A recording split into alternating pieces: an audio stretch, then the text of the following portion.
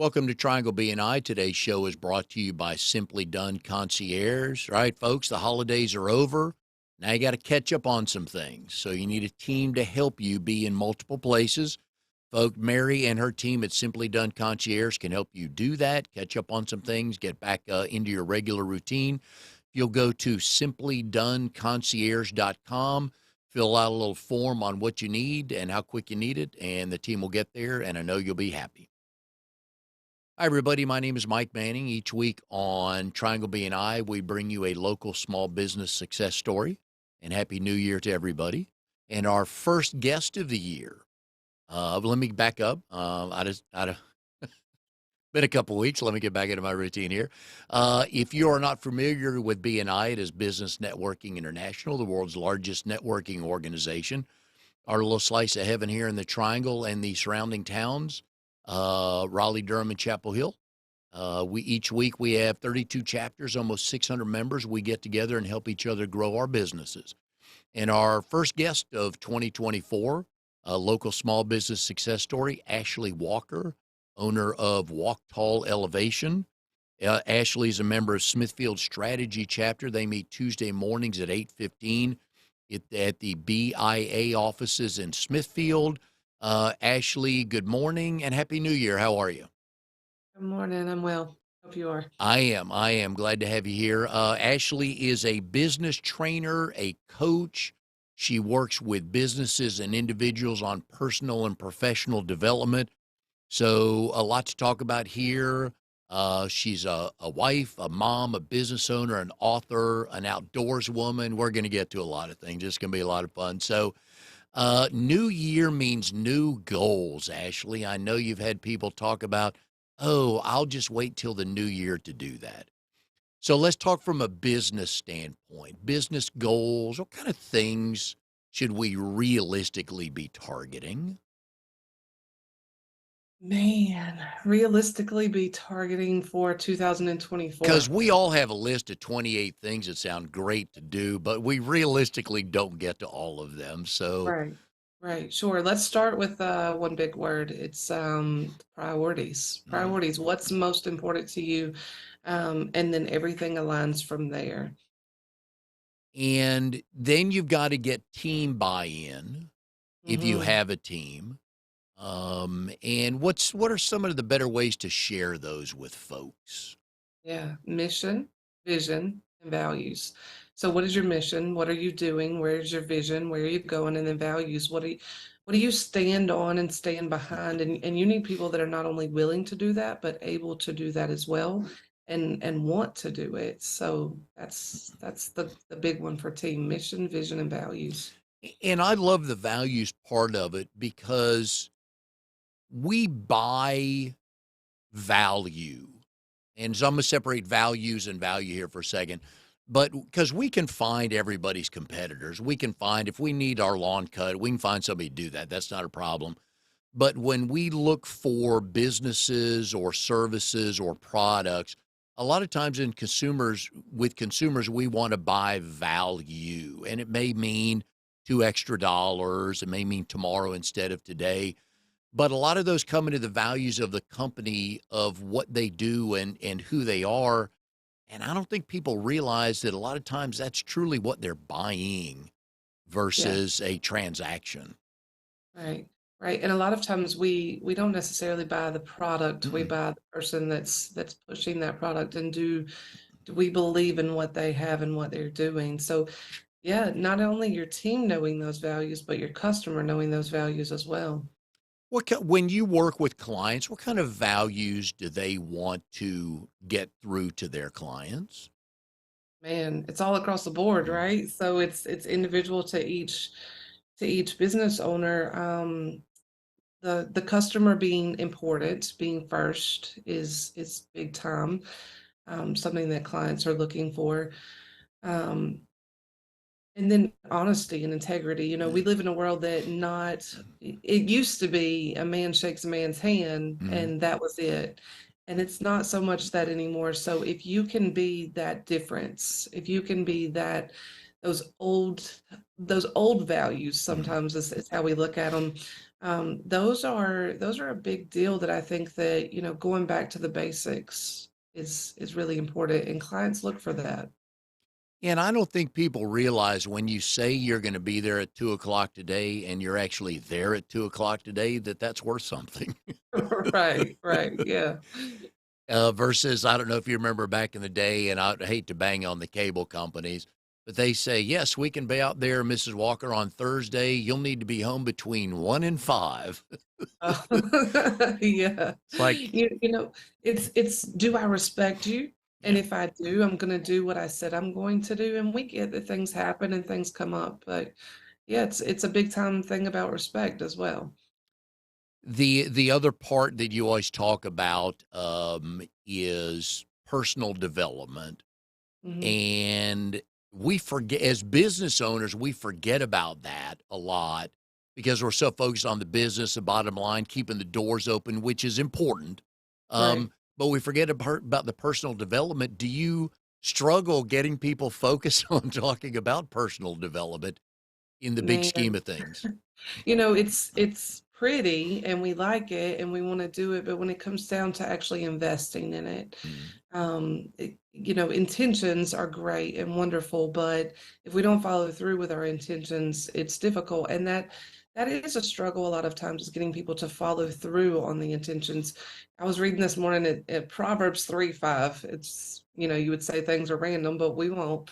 It's talking about going after wisdom and how wisdom is so important, and having that in our life, but not just wanting it, but actually following through and going and getting it.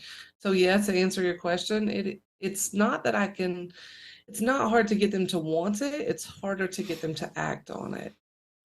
Yeah, and one of the things that I've been trying to do for 2024 is be more efficient with my time. I know I'm the only person that gets distracted easily, so it may be a couple of tough Yeah. questions for you to answer. But I'm trying to figure out whether it's time blocking, whether it's turning the TV off. I have to have some ambient noise of some sort in the room. Mhm. Silence is my kryptonite. So whether it's volume level 2 or something, just some music in the background, just something. But time management is important, and it's hard to do. How do I get better at this? Yeah, so number one, coping skills, right? It sounds like you found one.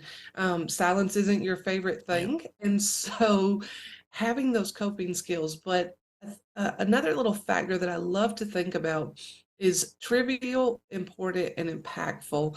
So when you are looking at what you're doing, is it trivial, the things that maybe you want to do that are fun to do, Ah, but they're not that important, yeah. or maybe even things that are important, but they're not impactful. So being impactful would be picking up the phone and calling that person, whereas scheduling something that could happen later, yes, that's important, but it's not necessarily impactful. Or playing this thing on my phone that doesn't really matter, but it's cool. That's your trivial. So sitting down, and you can do it by different things. You can time block, you can day A, day B, but sitting down and asking yourself, what in my life, if I had to do 10 things in the next week? Mhm, Okay, so write down those 10 things. Which ones are trivial? Which ones are important? And which ones are impactful? And I would suggest to start with the impactful, mm. then go to the important and the trivial.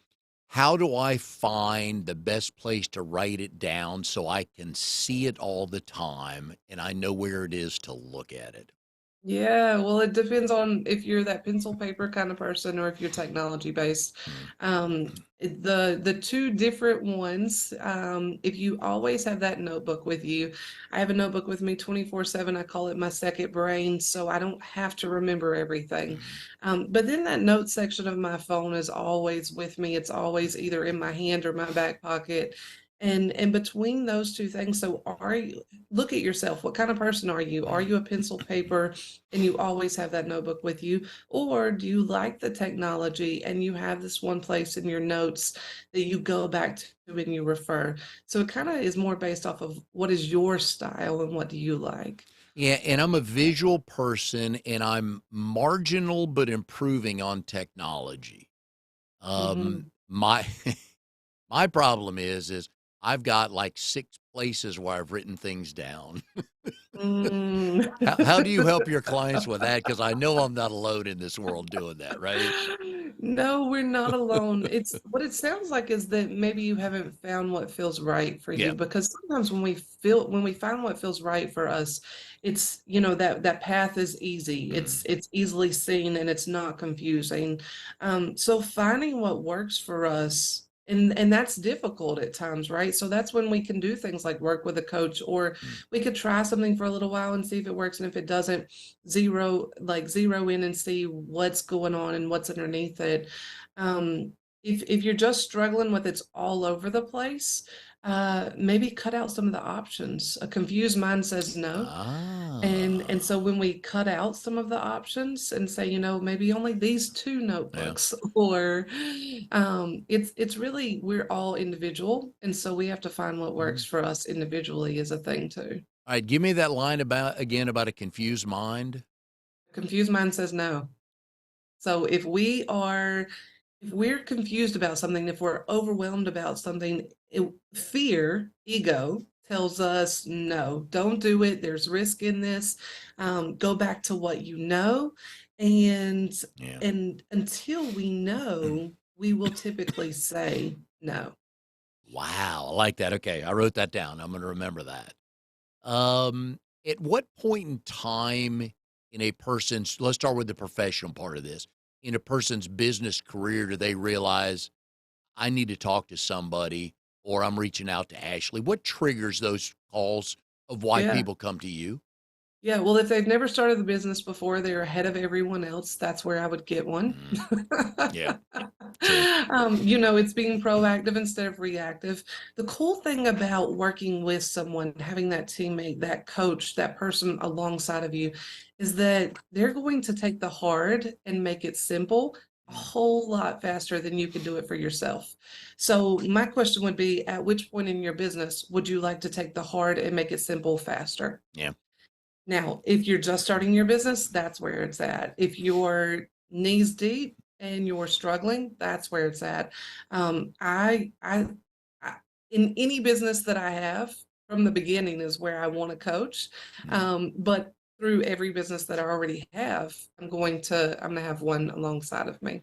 My brother has 2 kids and he's told them for years, at some point in time, you're going to have to pay the price. Hmm. Usually you get to choose. So do Hmm. you want to pay it early on or do you want to pay it later? And man, oh man, that's some of the best advice I've heard somebody give to their kids because you're right. It's Yeah. and a lot of it is working out or saving money. At some point in time, it's going to hurt when you want to Hmm. do that. So I'm with you. And at the beginning, to have somebody with you, because what I've learned in small business is that accountability person to Right. not only Right. bounce ideas off of you, but more importantly, call you and say, Mike, it's Monday. You said you're going to have this done by Friday. Why wasn't it done? Right. You're like, I'm sorry. Yeah. But it Yeah. matters. It matters. I know you enjoy being part of that with your clients. Absolutely. The thing we do as coaches, the basis bottom of it is accountability, support, and guidance. Mm, So wherever you need that, if you need that accountability because you struggle to make something happen and you struggle to stay consistent, if you need the support because, sometimes it's true, it's lonely at the top. And if you're at that business owner level and you don't have a lot of other business owners around you, you want that support. And then the guidance of having somebody that's been there, done that mm. before. There's a lot that we don't want to learn the hard way. And so when you have someone that's already been there and done that, man, that's worth its weight in gold right there. Yeah, one I've learned many things through BNI, and one of them is generally there's always somebody where you want to be. Oh yeah. Oh yeah. So take them out for a cup of coffee. Ashley, how did you build a business from day one with no presence in the marketplace? You just showed up and opened a business and just get little nuggets from them on, Mike, here are the 2 things I wish I'd have done. Or here's the one thing I'm glad I did. Whatever it is, they're going to share something with you because something worked. And a lot of people are hesitant, back to your point, of asking others for help. Mhm. Yeah. And it's hard to do it by yourself from the beginning, especially if you maybe you are a worker mentality. You like going to work for someone else, but something changed in life and now you want to be this business Mm, owner. It can be really difficult switching over. And in business, we'd like to say it's all finances and analytics and data, but a lot of times it's emotions and limiting beliefs and personal trauma mhm. and all the things that are keeping us from being as successful and winning. And so diving in and having someone to do that with, Yeah. yeah, makes all the difference. Yeah. And a lot of small business is blocking and tackling. Just Hmm. over and over every day. You repeat it, you hustle, you whatever you call it. But a lot of that is just effort. Yeah, Uh, agreed. so you have 6 other coaches, correct? Yes, All right. Day 1 when you opened Walktall Elevation, was it just you? it was just me. Yeah. All right. And how long before somebody else came aboard?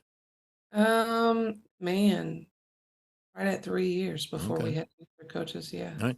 Do the other folks, do people focus on certain areas to help clients, or you guys have the same thought process on the way you help clients? Yeah, so someone will typically come in for what they'll think of as an issue or Mm, a struggle, right? And we meet them where they are. Um, but it bounces back and forth. And a lot of times people will come in and they want to talk professional. And then by the end of the session, they are so deep in their personal stuff. yeah.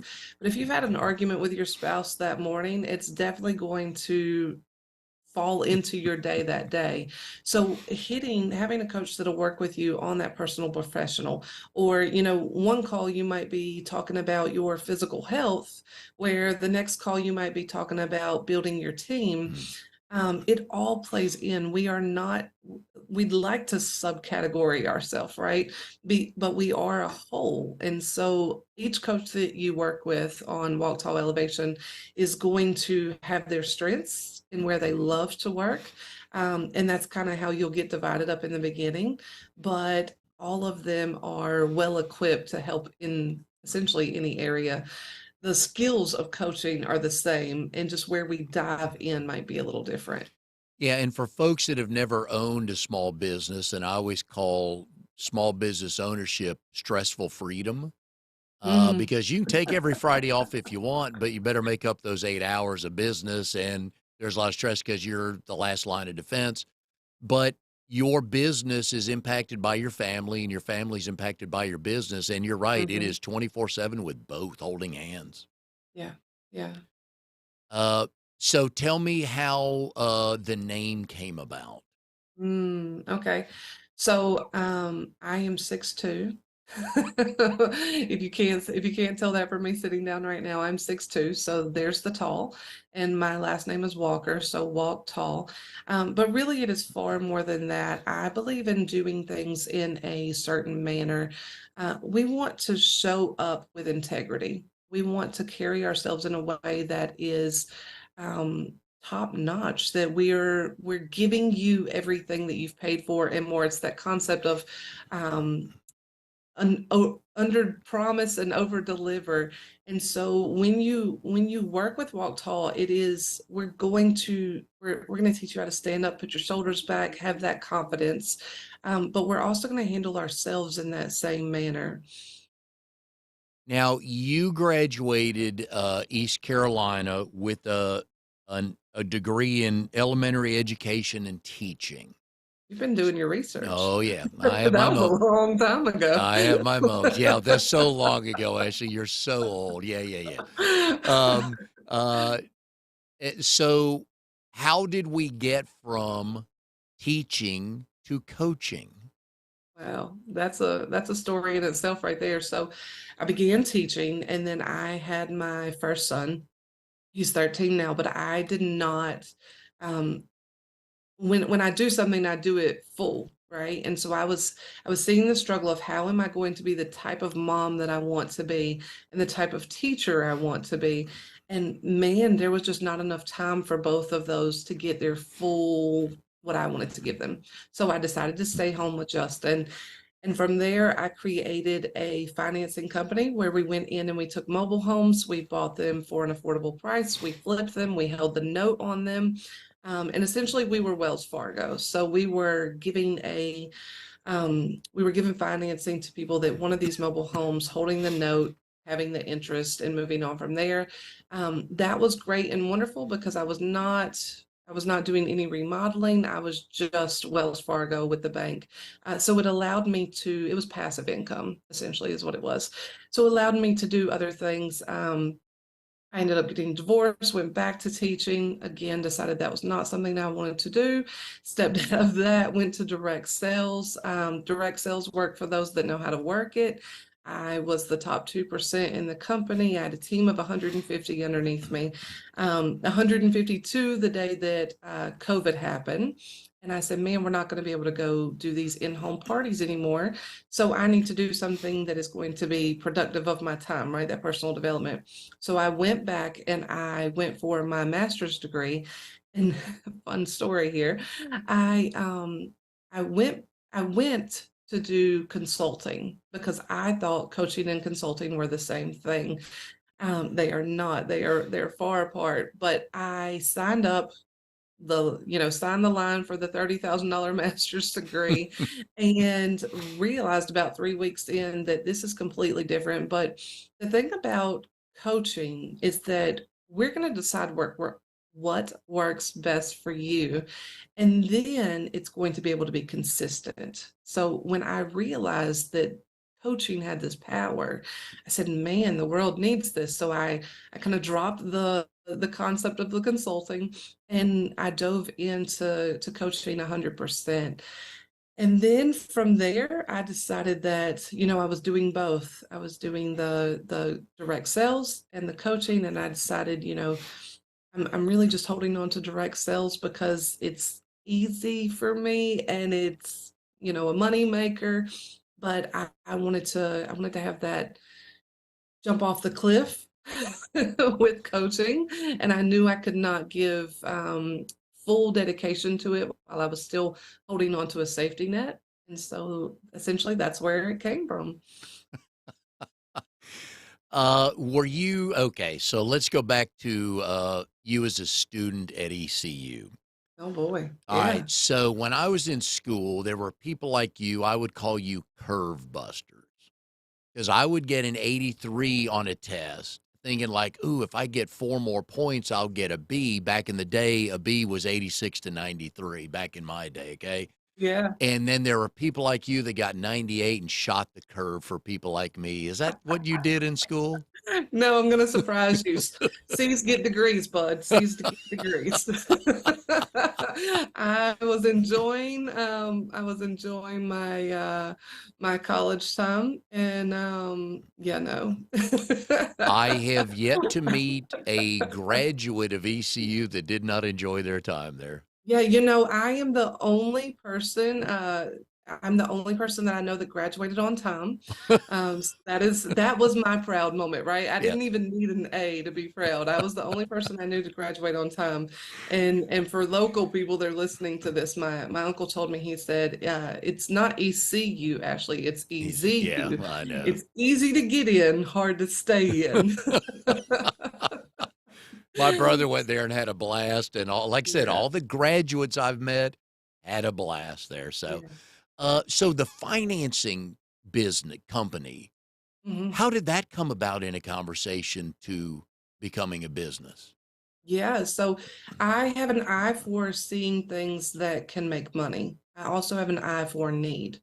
And so when you take the two, when you see a need and Mhm. you say, how can I do this in a way that I'm going to receive the blessing and someone else is going to receive the blessing? That's a core value for me, is that not only am I able to put food on the table, but I need the person that is receiving my service to also have that blessing. It is completely different when you're able to do that. It looks like we're having some glitches. Yep. We good? Keep going. Okay.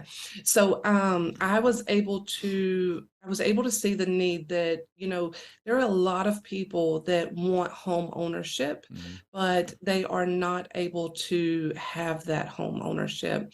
So I saw the need and fulfilled. Wow.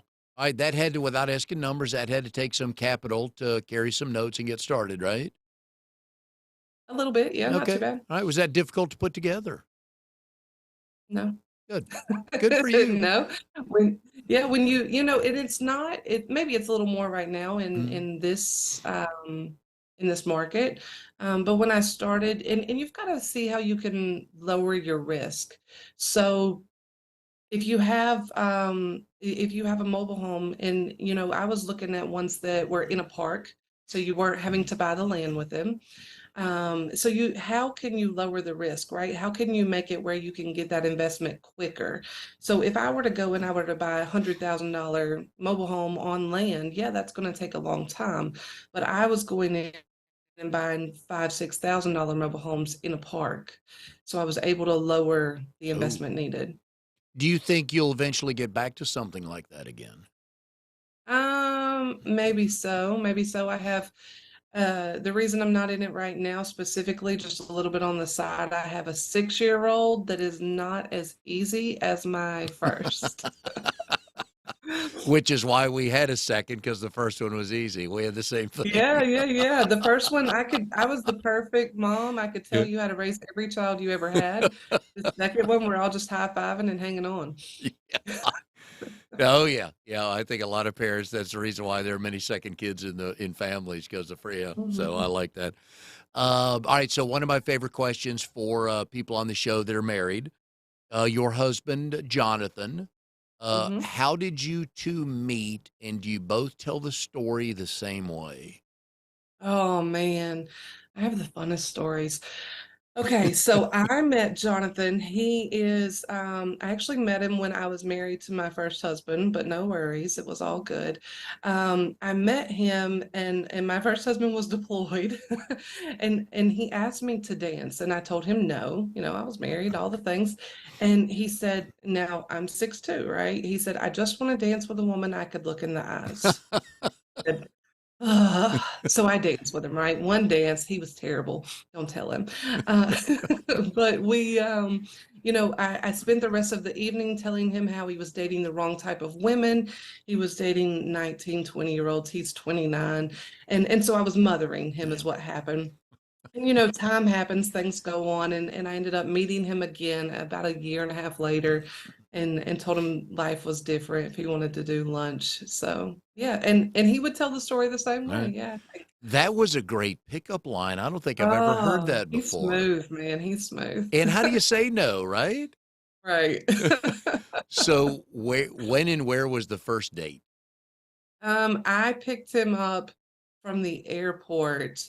We had talked on the phone, um, and Justin, we were supposed to have a date before, but Justin wanted to spend time with his mama, and I told him no. So he thought I stood him up, and so he told me that he was going home on emergency leave. He was really going home on regular block leave, and so I picked him up from the airport after talking on the phone for about 3 weeks, which was beautiful because we really got to know each other in a different way. When you're not side by side, you're actually to have those real deep conversations and things. So yeah, I picked him up from the airport and I think we went and got some food and that was about it. Some romantic drive-in place, something like that, right? Yeah, Barbecue yeah, place here. similar. Yeah. How many different cities have you lived in?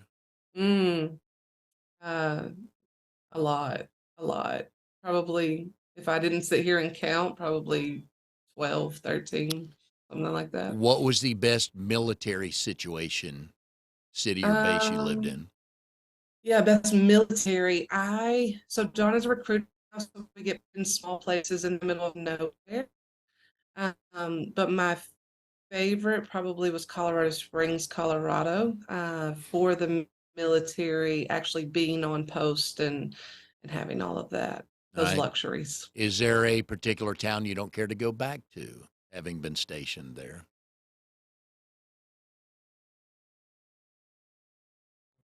Oh, you with me? Can hear you now, yeah. Okay. Is there a particular town you do not care to go back to that you were stationed at? Colorado Springs, Colorado. All righty. Um, so Yeah. what was the best thing about being a student at Cape Fear High School? Oh, I played basketball and I Okay. was rather good at it. Okay. So that was, external validation is a wonderful thing that Mhm. we all seek. And I got a lot of it there. All right. The beach come into play during class time? Man, I feel like you've done some private eye work or something. I'm a talk show host at heart, so yep. Say, wow. Yep. So the beach is probably about 2 hours from where I Mhm. went to high school. But in the summers we were there all the time. And then I actually moved to the beach after or Mhm. during the middle of college, and drove back and forth. But yeah, I lived on the weekends in the summers. My grandmother has a beach house at Topsail, and that is where I called home for a long time. Was there any thought to playing college basketball somewhere? No, no, I broke my mama's heart on that one. I was done. When I got to make my own choices, I Yeah. was done. Did you enjoy playing in high school? Um, I enjoyed I enjoyed this. Okay, so you're talking to a mindset coach right now, Yeah. right? Yeah. So I enjoyed what it brought. I Mhm. enjoyed the validation we were talking about. I Yeah. enjoyed, everybody wants to be great at something and to be noticed for it. So I enjoyed those things. Did I necessarily enjoy the sport itself? There were a lot of beautiful things that came out of it. Um, I guess expectations were the thing that turned me off about it. I was expected to do it. I was Mhm. 6'2". I was expected to be the best. So there's a lot that I had to live up to Mhm. with that. That and all the people in my world did was put me into the place that I was able to succeed Mm. based off of what God had naturally giving me. And so nobody was at fault for it, but it did put a lot of pressure on, a young growing up girl. Were you a physical basketball player? Physical basketball player. I fouled out almost every game, if that's what you're asking. That's where I'm Yeah, I headed, was yeah. reminded of that the other day. I'd saved that last foul to the very end, but I fouled out almost every game. Now, because you were trying to block a shot or the player just needed to be fouled? They needed to move out of my way. I had things to do, places to be, things to accomplish, and I needed them out of my way. And sometimes the referee Almost like a disagreed. completely different person we're talking Yeah. about now. And the referee sometimes disagreed with you and said you did not need to move them that hard. Right? Yeah, yeah, essentially. So where did your height come from? Well, I'm taller than both of my parents. My dad he's six, well, he says he's 6'2". We all do. I'm 6'2" as well, and we are not the same height. We And then my mom yeah. is 5'11", so Okay, all right. So grandparents, nope, not not really. I'm particularly the tall? tallest out of all of them that I know of. All right. So are your boys showing signs of being tall? Yeah, definitely, for Okay. sure. All right. Yeah. Which means they're Yeah, gonna Justin's 13. He's about 5'10". okay. Jackson's hitting probably high waist right now. He's All right. 5. Which means they're gonna eat a lot growing up. They already are, yeah. Yeah. Yeah, that food bill, you might wanna hire another coach because that food bill and the shoe bill and the laundry bill, because the bigger boys get, the more they eat and the more they stink. I just want you to know that. Yeah, So, I'm learning. did you I'm do you learning. do you have a brother? I have 2 stepsisters. I'm Cinderella, so Ah, yeah. okay. Right. So this boy thing's kinda new, huh? It was, and I thought both of them were gonna be girls. The doctor said that the mama knows best, and 99% of the time, the mom can tell you what she's having, and I thought I I was having 2 girls. I don't know where you got that number from. That's what he told me. My favorite is when Becky, my wife, we'd be walking through a grocery store down the sidewalk or something, and some nice old lady with well-meaning intentions. Oh, you look wonderful. You're going to have a girl. You're carrying her high. And then a week Yeah. later, we'd meet a different woman, same intentions. Oh, you're going to have a girl. You're carrying, or a boy. You're carrying it high. It's like, who knows? But Yeah. but I learned one thing: do not walk up and touch the stomach of a pregnant woman you do not know, because you think, Yeah. oh, they'll love it. No, don't do that. Yeah. But the number of predictions we had two boys and a couple of people, including a family member. Oh, it's a girl. That's the way I carried my daughter. Yeah. No, no, it's not. So, but it's kind of funny that way, and to see. So, does Justin have any sports skills that he wants to display anywhere? Justin loves outdoors. All So right. he's not necessarily like the football, the basketball. And obviously, from how I just talked about basketball, I don't necessarily push those things. But he's in Boy Scouts and Ah, okay. he All right. loves outdoor. He loves nature. Like I said, we Yeah. got dirt bikes and four wheelers. He got a dirt bike. His little brother got a four wheeler for Christmas. And anything outside, anything camping, Cool. survival skills, all the things. Oh, so he's going to be on one of those reality shows one day, Oh right? yeah. Oh Okay. yeah. Mama's building the homestead for him to learn how to work it and make it all happen. Nice. All right. So real quick, one more visit back to sports. So if one of your boys were to play, what kind of mom would you be in the stands, do you think? I am the loud mom. I am the loud mom. You will know I'm there. And it's fun because that's who my mom was as Ah, well. okay. I didn't look to my mom. I mean, I didn't look to my coach. I used to get in trouble for that. Yeah. My coach would tell me what to do, and I would look to my mom for what to do. All right. Did your mom play basketball? She did. Ah, okay. All right. Did she know more than the coach? I'm sure she did. Just ask her, right? I'm Because sure. it's funny watching parents having both our boys played sports, and I coach quite a bit of their teams. And it's Mhm. interesting to watch parents in the stands. Sometimes the ones you don't think will Yeah. bark at the ref. It's like, oh, didn't think we were getting Yeah. that penalty. But Right. it is funny watching that in the stand. So, so living on 7 acres or so has its advantages when you want to get outdoors. Absolutely. So we're not there yet. We're building. So we're in a transition Ah, state right now.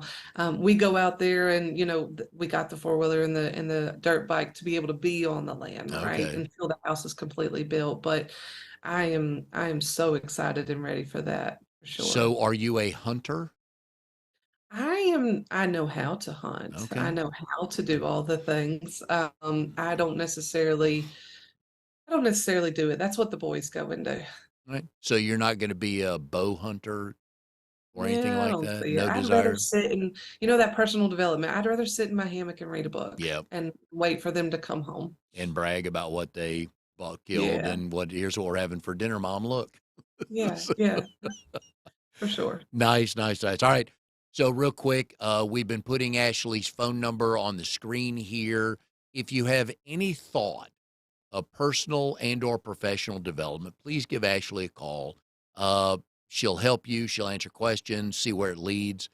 We're the first part of January, Ashley. So we've got, um, I think I heard that the second Friday of January is the day that most people cancel their New Year's resolutions. So, like, okay, so we're going to assume we're people who are listening today are achievers and want to be overachievers. So they're still playing everything.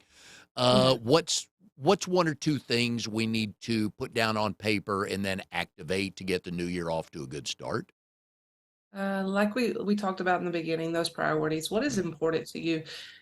Expectations are a big thing, and lots of people have expectations. But what do you want for yourself? yeah. What does it look like when you are happy, when you are whole, when you are living life from a place of contentment? And who's in your circle? Who's in your world? Ah, What does it look like? So how do we create that life? And maybe it might look a little different and okay. it might sound a little different. So we want to start there in those priorities. And then number two would be, who is your team? What is your team? What do they look like? Are you doing it alone? And if so, why? Um, that's wild and Yeah. crazy right there all in itself. And you know, it's not a lack of resources, it's a lack of resourcefulness. So maybe you don't have the income or the profitability to be able to go in and to hire a full team, but that doesn't mean that you can't have a team. So dive in and see, you know, what resources do I have available to me that I'm just not using? Yeah, when I talk to business owners or business professionals, usually people think, oh, you're a business owner, so it's all about money. And I always ask them, what lifestyle do you want to lead? And let's work towards that because like with me, I just want to be flexible. I've got Mhm. two grandkids in Charlotte and one in Florida. So Yeah, I just want to be able to, with my businesses and all the things I do, is just be able to travel and still, keep things moving. Whereas others may want a beach house, and it doesn't matter what they want. But a lot of times when you start talking lifestyle, people are very happy to set goals on that because they usually know what they want on that. right, right. And you know, it's to be able to give is the Mhm. best gift, Yep. right? So if you are setting yourself up, and we need finances, we need those things, but if it wasn't just about the money, what would it be about? Yep. And that's where we get into that core of who are you and what does it look like and what do you want to do with that? And there, like I said with mine, to be able to be blessed, but also be a blessing. And what does it look like when your goals align with carrying out your purpose and also helping others at the same time? Nice. All right. Well, Ashley, thank you for being on the show today. Good luck with the house and 2024 with the business. And I'm sensing there'll be a new business at some point in time added to the Walktall umbrella because now we've known each other for a few months through BNI, but Yeah. this chat today has really opened my eyes that you just don't care to sit still. Serial entrepreneur, right? Yep. Like it's to be able to build a business and that's why I love helping other people build those businesses was because to build it to get it to its highest capacity that serves us and then either decide do we want to build bigger, add more people, or do we want to move on to something else that fits our a different lifestyle. My husband says that I will be a heart surgeon 5 years at a time eventually. 5 years at a time. I like that. He's been paying attention, hasn't he? So, Yes. all right. Well, again, Ashley, thanks for being on the show here. And folks, give Ashley a call if you have some questions. She'll get you pointed in the right directions. And we'll see everybody next week on Triangle BNI.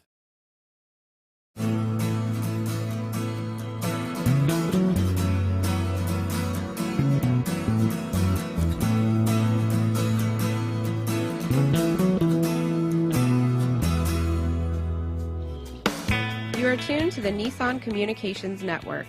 If you tuned in too late, you can always watch each program in its entirety or download an MP3 audio file of it in the archives section at nissancommunications.com. Don't forget to subscribe to our YouTube channel, follow us on Twitter, and like us on Facebook. Sponsored by StreamingGear.com and DeltaForce.net.